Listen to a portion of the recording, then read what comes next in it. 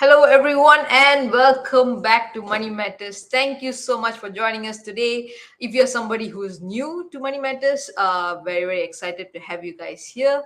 Money Matters is a talk show that we host where we would like to feature different speakers from all kinds of backgrounds to come and share their personal experiences with regards to personal finance, with regards to entrepreneurship, business. How do you handle this thing called money, and how do you make wise decisions when it comes to that? And I think it's a very important topic that needs to be talked about. A lot of us may not necessarily share our experiences with regards to money very truthfully, and I think what we wanted to do with this talk show is to bring in different people and get everyone to share their experiences so that we break a lot of our perceptions and we make better decisions with regards to our money. So if you're new here, thank you for coming on board, and I hope you continue following the show moving forward as well. And for the returning Money Matters viewers, thank you so much for coming back once again. For the youngsters who are watching this, I hope you're taking away something new every single time you tune in. And yeah, please do help us like, share, and send this to somebody that you feel needs to watch it, because I think this is a topic that affects all of us and something that we should continue learning about. So without further ado, I'm very excited to kind of get into today's episode. I think this particular person, I've been wanting to talk to her and have a discussion for a long time, because the topic that we are going to talk about today is crafting the kind of career that we want. Career is something very important. It actually takes up more time than probably any other aspect of our lives. Most people spend more time at their work, and then they sleep, and then there's only limited amount of time left for them to do the other things in their life. And it is playing a huge role in our day to day, and I feel it is an important element. We need to make wise decisions when it comes to career, and of course career influences our money matters as well. So I feel this particular guest speaker would be able to give us a lot of insights into her own story, her own experiences with regards to money, but also how we can get started in our career and build it in a way that we like it, build it in a way that will encourage our growth, continuous growth in a way. So today's speaker is none other than Ahmootha Ramachandran. She's actually the regional lead for talent relations and recruitment in Zulkhe Group. I think she's someone who has a lot of experience with regards to finding the right people to be a part of organizations. And I don't think things like talent acquisition and talent management is something that can be easily done. It's a lot of thought goes into it. Matching the right organizations with the right people is not an easy task. And I think she's someone who does it amazingly well. So I'm very honored to have her on the show. So without further ado, let us have her on screen. All right. How are you doing today, Miss Hamza? Very well, and thanks for the introduction, Madhura. Really looking forward to our conversation today. Yes, me too. Me too. I usually kind of can give a bit of an introduction, but at the end of the day, people, I won't be able to know everything in a way. So I would like to also give our speakers some opportunity to tell about themselves the way they want to, or whatever they want to reveal to our audience. Of course, our audience includes some young people as well. So if you want to say some fun facts about yourself, that'd be great. But if you were to summarize yourself in like a minute, what would you like to share with the audiences? Sure. So my name is Ahmootha Ramachandran, and a mother of two boys, grown-up children, and also probably can relate with some of your audiences because I have a son who is 20 and a son who is 16 years old. Yeah. Other than that, definitely a career woman. I'm in the field of, as you mentioned, I'm in doing talent acquisition, and currently I'm attached with Zulkhe Asia as a regional talent acquisition lead. Perfect. And Uh, maybe if I could add a fun fact, maybe not so much of a fun fact, but a fact in the sense that I am working remotely. I know many young people nowadays, especially, are always looking at more flexible working environment, or an environment or an organization which will be able to provide flexibility in terms of hybrid working environment. So I yeah. am working remotely, based out of Malaysia, but the offices are in Singapore, Hong Kong, and also Vietnam. So I manage a distributed team in these three locations. Wow. Okay. That is definitely, I think, something we should talk about today. Like most of us in Gen Ys or Gen Zs, that is the kind of career we look for, right? We want to be someone who's involved globally, but we may not necessarily be moving across countries to do it. So yes, we should definitely dive into that a little bit more later on. But as always, before we get started on money matters, I like to kind of like grill my speakers and kind of get them to share all the juicy facts in a way. So Should I I'm be gonna nervous? dive right Should I into be it. nervous? No, no, no, no, no. We everything we share is for the benefit of Of course. people in a way. So I will go with my favorite question first, and then I have another question which I'll ask as well. So my favorite question of all time is, what is the biggest money mistake that you have made in your life, and something that kind of like taught you a very, very valuable lesson? If I could think of one, the biggest money mistake that I have made, I think really, if I would have known better, I would have done better in that sense. I should Okay. have really started investing much earlier in my life. So coming from the background I came from, probably we don't really talk about money. We only talk about money when we are short of money or when we are Yep. lacking money, but we don't really talk about how to, make money work for us in that sense. So we don't hear the word things like, investing smartly, uh, the kind of terms that we use now. How do we make our money grow? So I think if I would have known better, I would have, if I had the awareness, I would have definitely started growing my money much earlier, saving, not just saving in a traditional sense, but really try to diversify my money portfolio in that sense. So I think that I would say, if I can think about one mistake, one money mistake that I've made, is really not investing earlier. I like that because I think just generally in life, when you hear like the old people talk, they will basically say like, do the things that you want to do, because usually you'll just regret what you've not done, not what Yep.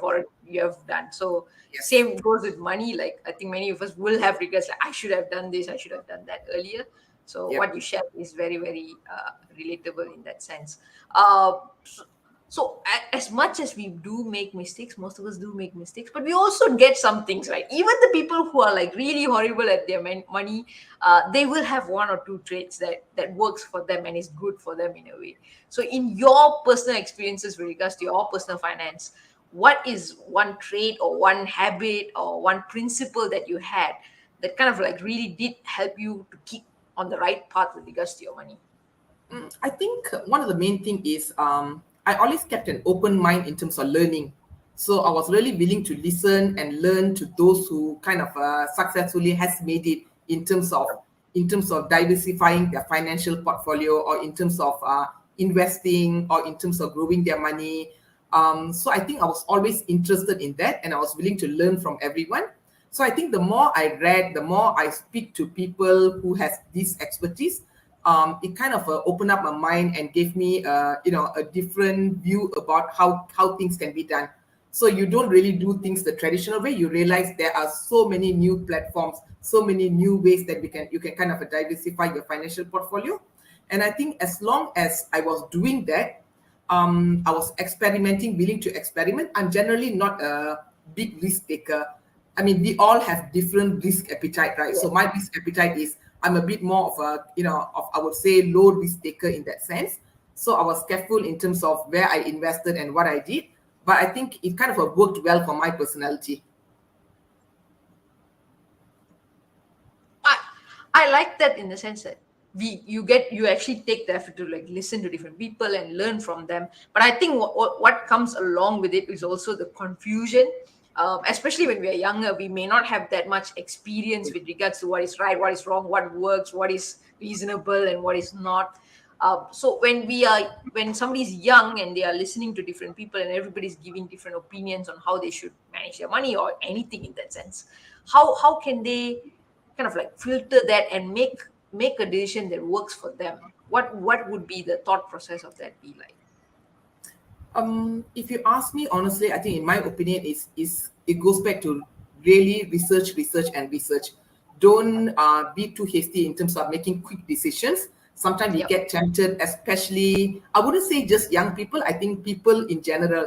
If we, how money kind of play on your greed in that sense. You want to make fast, quick money. So I think whenever something is presented to you, and if it is too good to be true, usually in my principle is it is too good to be true. So, Yep. really research, because this is your hard-earned money. You don't want to lose it.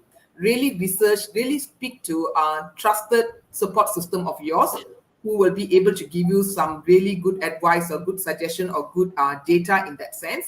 Compare and find out, and then try to make the best decision.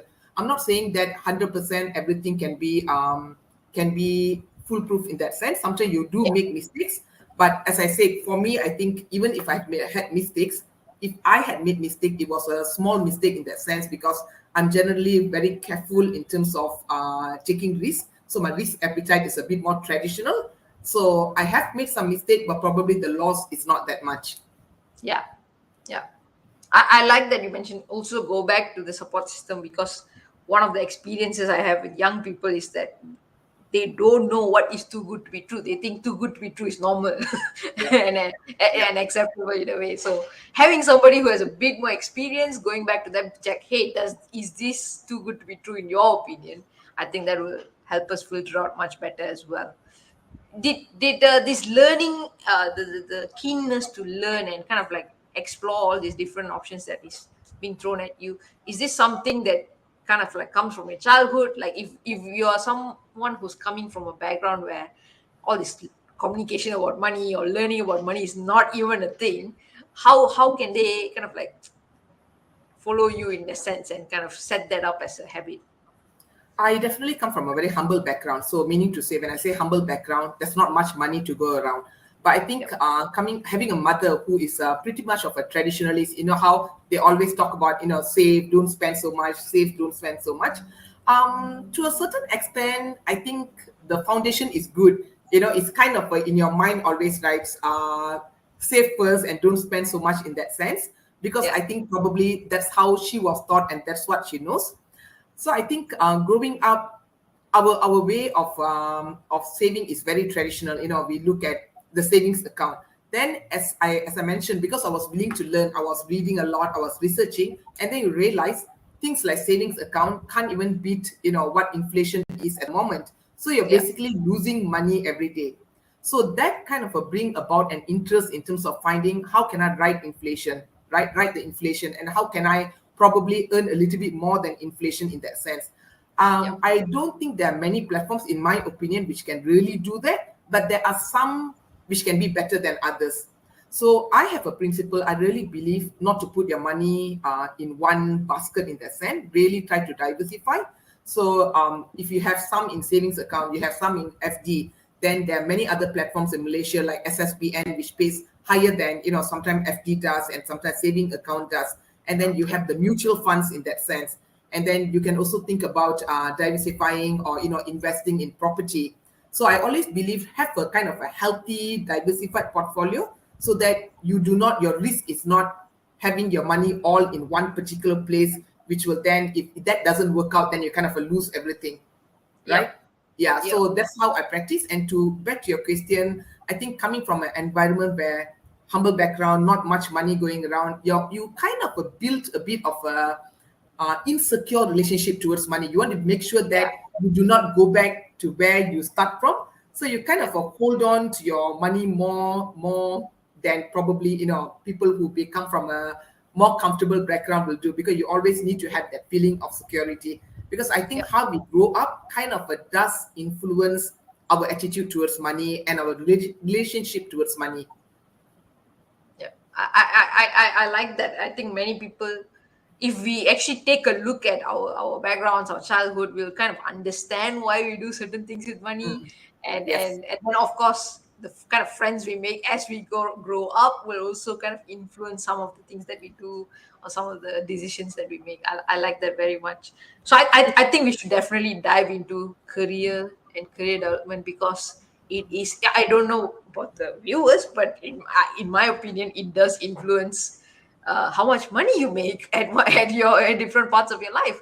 I think one thing that I've noticed recently is that my generation and the ones who are in school right now, we don't see ourselves having one career. Like it's a mix of many different things. We have different interests and we want to see how to bring it together.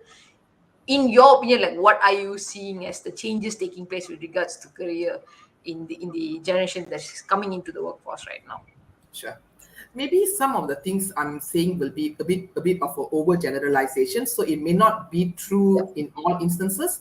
I believe that my generation and before my generation, many of us were working because of to pay bills, to kind of have that secure foundation in terms of, it goes with buying a car, buying a house, having some properties, having some savings, and then we feel we kind of made it in that sense. Okay, Yeah. I can personally see the shift from the time my mother's generation to my generation and to my children's generation. Probably because when I was growing up and we don't have so much, a lot of things we need to kind of make money ourselves and get it ourselves. So if I want Yeah. my first car, I need to kind of work towards that. If I want my first property, I need to work towards that. And then I realized my children's generation, not only my children, but friends, my friends' children in that sense, right, of similar age, I realized when the children goes to college or even when the children start working, they do not have to work hard for the basic things that like which I did, right? So the Yep. children already probably the parents have gotten them a car or gotten them or a property or a house. They have some savings.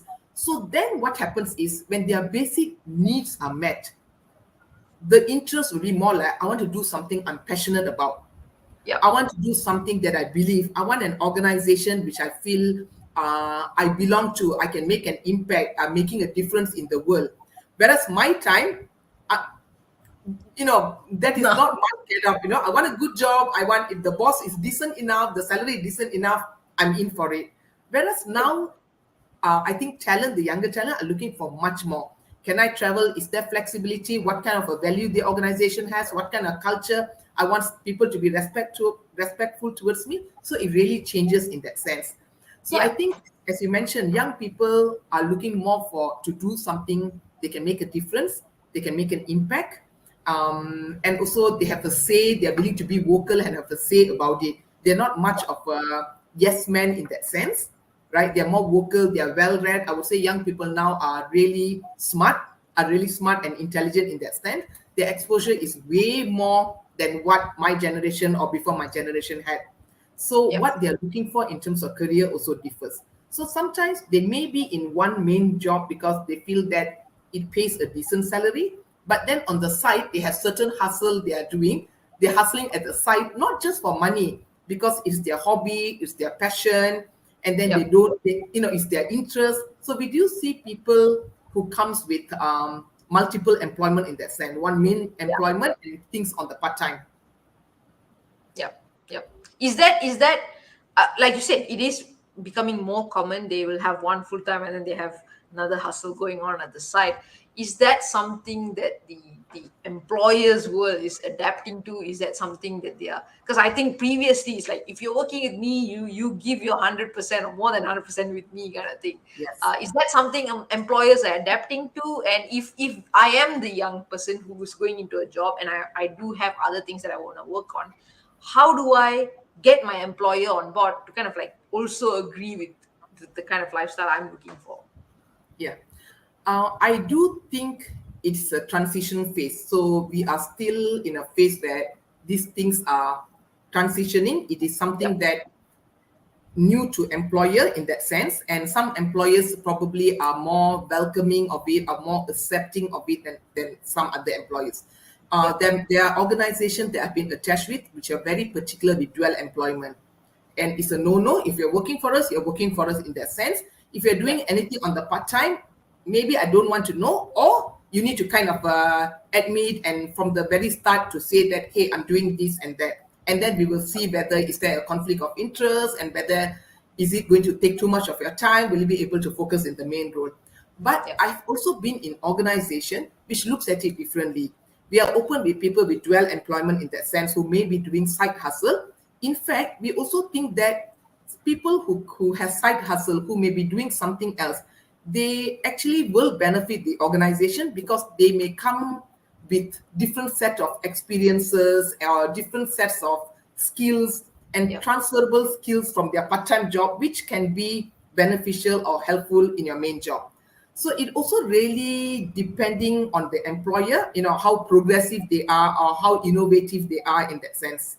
Yeah, yeah, I agree. So if let's say I am in a organization that is not yet kind of like entertaining this in a way, so or they are somebody, if you communicate appropriately, you probably can get them on board. So how do we start having that conversation, or how do we bring it to the table without causing too much harm in a way?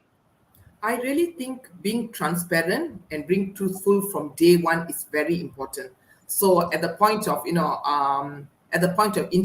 interviewed for a job, right, before you actually get an offer, or at the point of offer, be very transparent about your dual employment or your side hustle, and what you do, because it shouldn't come across as a surprise once you start working with the organization, then which will cause a lot of misunderstanding and stuff like that. So if you're Yeah, very open and transparent from day one, you tell your employer, hey, this is what I'm doing on the side, and you're open with it, and the employer then checks on it and say, okay, it's not a conflict of interest. It won't affect our main role. Then it will be better than them finding out after you're working there for a couple of months, hey, you're doing this on this side, and then find out, then it may become an issue. So I think open conversation, open communication, being transparent is key. right, very true, very true. Agreed.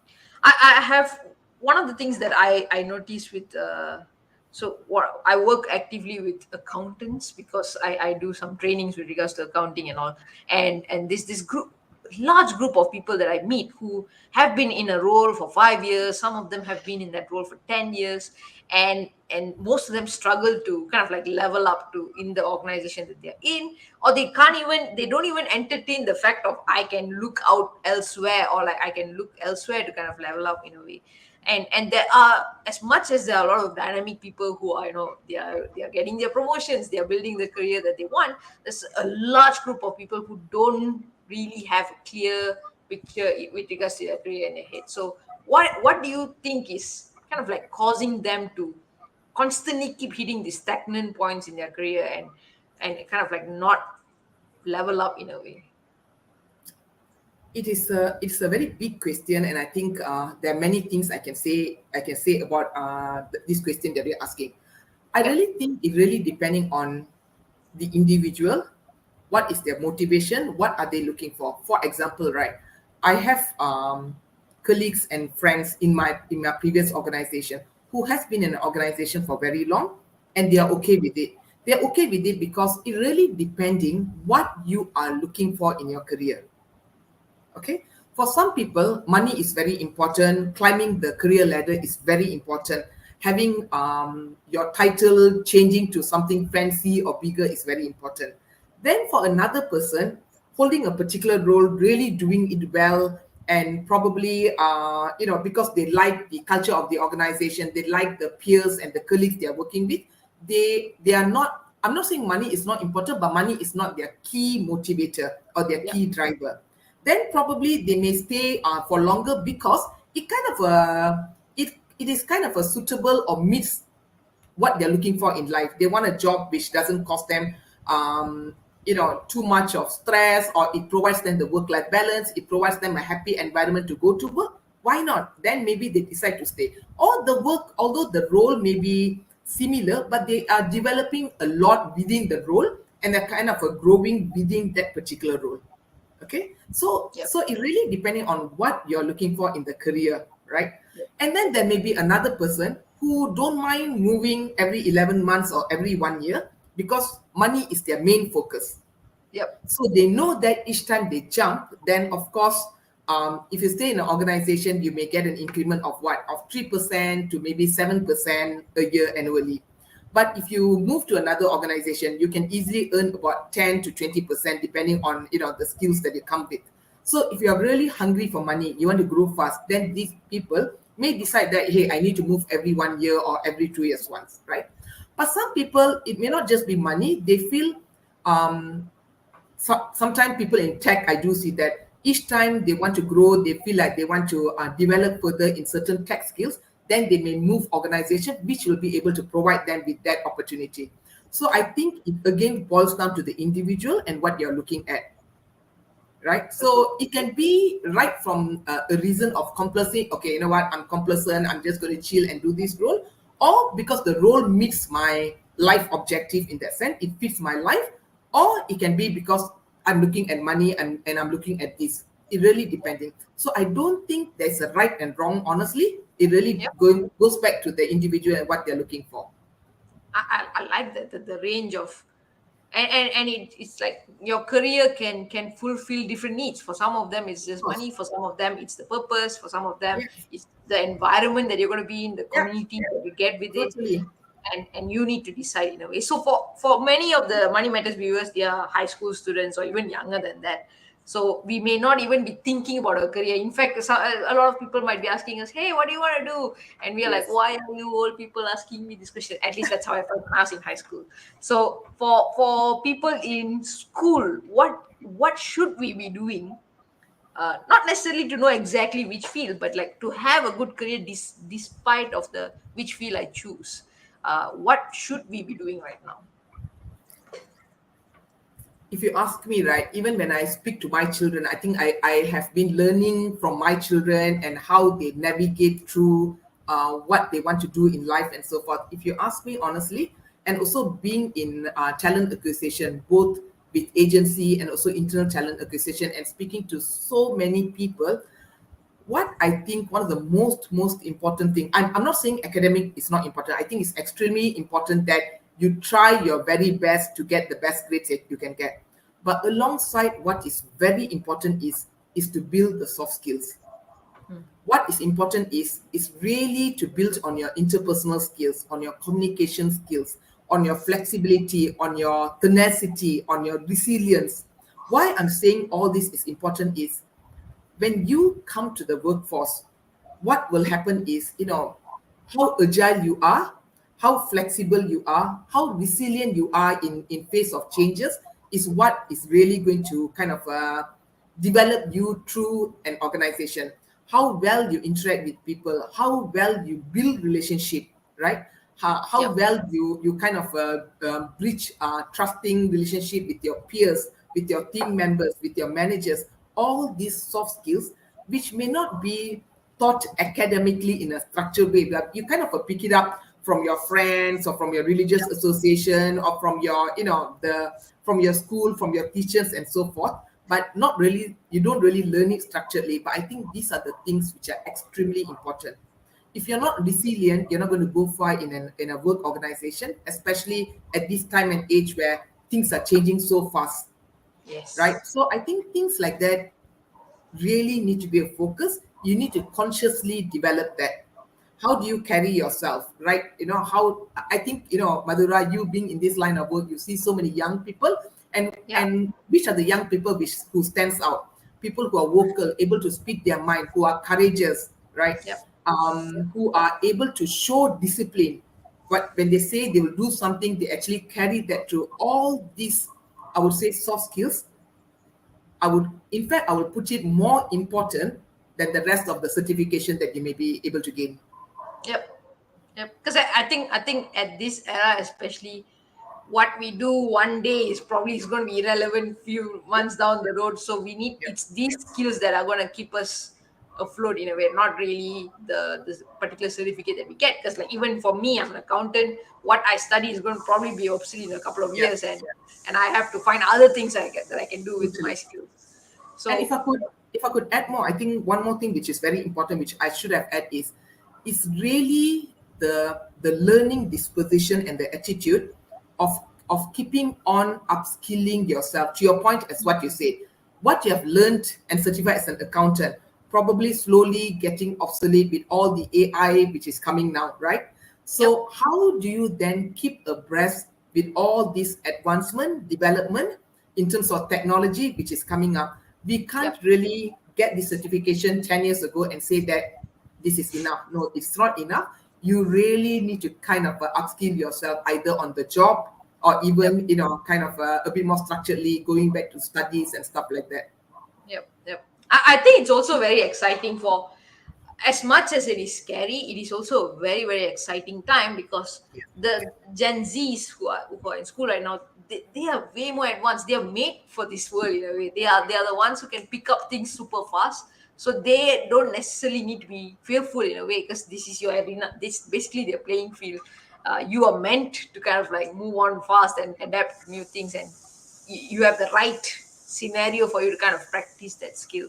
But that kind of brings us to the whole AI and jobs being displaced, and maybe you're not really sure what you are studying for is going to be there or not. So I think one is, like you mentioned, building, constantly learning and upskilling yourself and whatnot. And two, is the fact of being resilient, so that you don't give up. You kind of constantly find new ways to make things happen. Is in an era where like all these tools are coming in, is career still a thing? Like, should we still be looking into like, oh, okay, what kind of career do I want? Or is there a different way to we start looking into things? I'm really not sure, but what I think is the future of work is going to be very exciting. Why I'm saying that is, look at before COVID. I mean, I don't want to go back to COVID and pandemic because it's beginning to sound old. But before pandemic, how the world of work was and how quickly it has changed and forced to change. And Yep. now we have come to a phase that we are debating: should we maintain with the change, or should it be hybrid, or should it be going back to the old ways? I, Yep. for one, don't think it will ever go back to the old ways, because it has opened the doors to many new ways of working, new Yep. ways of being, many new roles which didn't exist in the past as kind of a mushroom and emerge.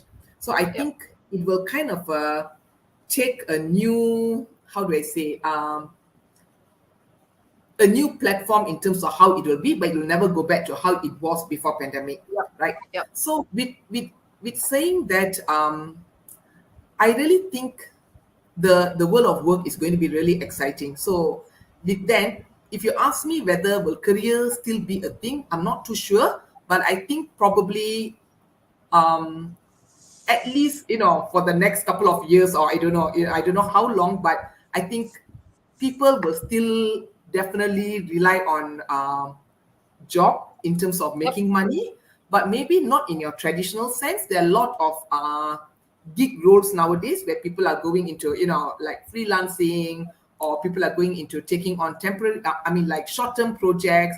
So Yep. maybe there'll be more variety of ways of making money or having a career in that sense, and may Yep. not be just what we think career in a traditional sense. Yeah, I like that very much.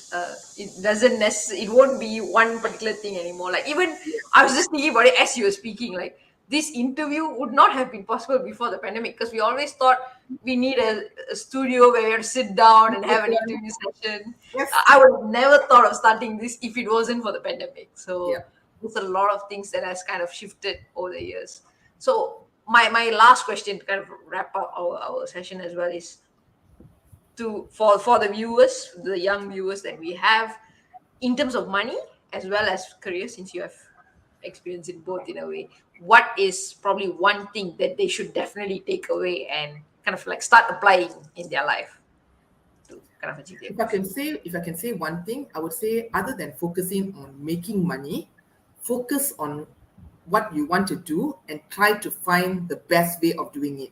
Reason why I say that is, if you find your passion, or you find your interest, or you Yep. focus on something you want to do, and you put all your energy and effort in really doing it well, and stand out differently from the rest of the crowd and become a subject matter expert in that area, then I think the money will start coming along.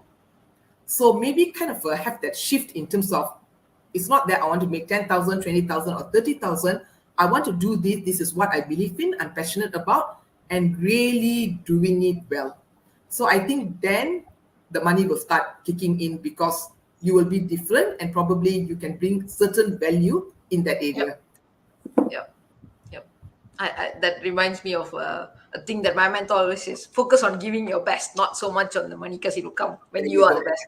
Like you There you said, go. very, very nice, very, very nice. Thank you so much. I mean, we can probably keep talking about careers and jobs forever You for can. the next You 5 can. hours if we need to. But I love that we had a very short and concise conversation on building the career that we want. So, any last words for our audience? If not, thank you so much for being a part of the show. Sure. Thank you so much, Madhura. I think, as you said, we can go on and on about it, but I really enjoyed the conversation. And I think I enjoyed the conversation more because when I'm speaking to you, I'm also thinking of my own children, right? How, what kind of advice or what kind of a guide can be helpful for them. So I Yep. totally enjoyed the conversation. Thank you so much for having me. Thank you. And for our audiences, if you guys have any questions, drop it in the chat box, and maybe I can refer back to the questions to our speaker. And tune in for future Money Matters episodes. And I hope today's episode really starts you, gets you to start thinking about your career and what you want and how you want to build it and the right values that you need to make it happen. So see you guys in the next episode. Thank you. Bye bye. Bye bye.